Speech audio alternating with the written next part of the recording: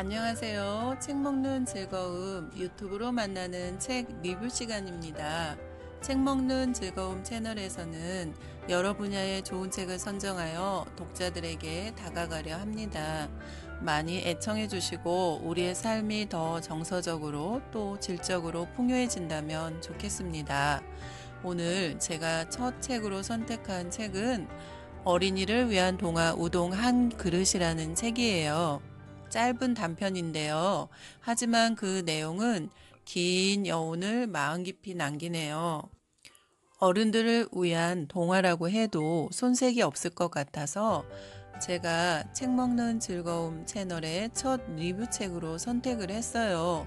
왜냐하면 책 먹는 즐거움 채널이 우동 한 그릇을 대접했던 북혜정 주인의 따뜻한 마음씨처럼 여러분의 삶에 따뜻하게 다가가는 채널이 되고 싶기 때문이에요. 그럼 책의 세계로 떠나볼까요? 우동 한 그릇이라는 책 내용이 무척 감동이 크다고 어느 분이 저에게 소개해 주어서 읽게 되었어요. 일본 작가 구리 료헤이가 지은 우동 한 그릇 동화 내용 줄거리는 이렇습니다. 남편이 교통사고를 내게 돼서 8명의 사람이 다치게 되죠. 이 사고로 인해 남편이 세상을 떠납니다. 그 이후 남겨진 부인은 두 아들을 데리고 힘겹게 세상을 살아가게 됩니다. 매해 12월 31일이 되면 우동집에 나타나는 세 사람은 생활이 어렵다 보니 우동 한 그릇을 주문하여 셋이 나누어 먹습니다. 그 모습을 지켜본 식당 주인 내외는 세 식구에게 선뜻 3인분을 내주고 싶지만 그렇게 되면 상대가 불편해할까 봐서 반인분을 더 얹어서 1인분 반을 표나지 않게 새 모자에게 내어줍니다. 그리고 식사를 다 하고 나가는 이들에게 주인네에는 언제나 이렇게 말을 하지요. 감사합니다. 새해 복 많이 받으세요. 라는 인사를 꼭 합니다. 다음 해에도 12월 31일이 되면 북혜정 우동집을 찾아 새 모자는 똑같이 1인분을 주문합니다.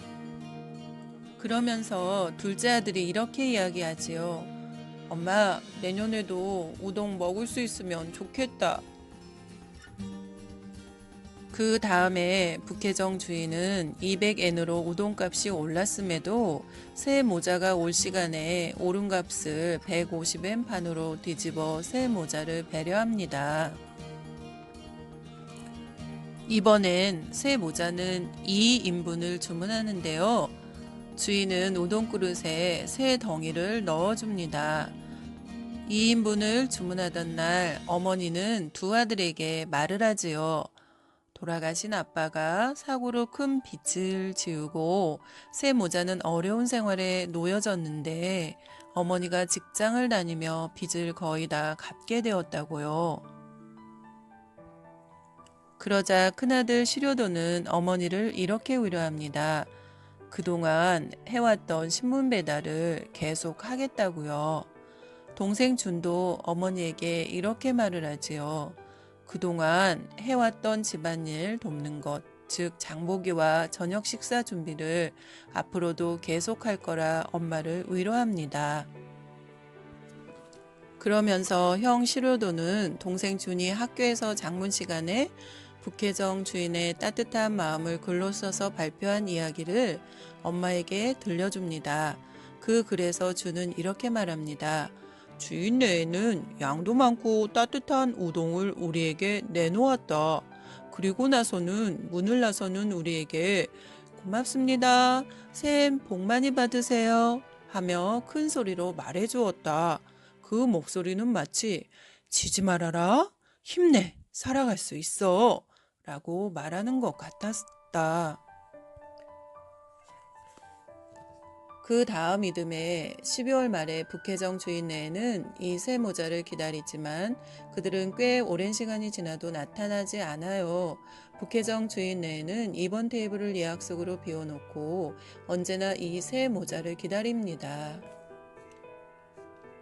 10여 년의 세월이 흐른 후 섣달 금음날 기모노를 입은 중년 여인과 어엿한 청년이 된 새 모자가 나타납니다.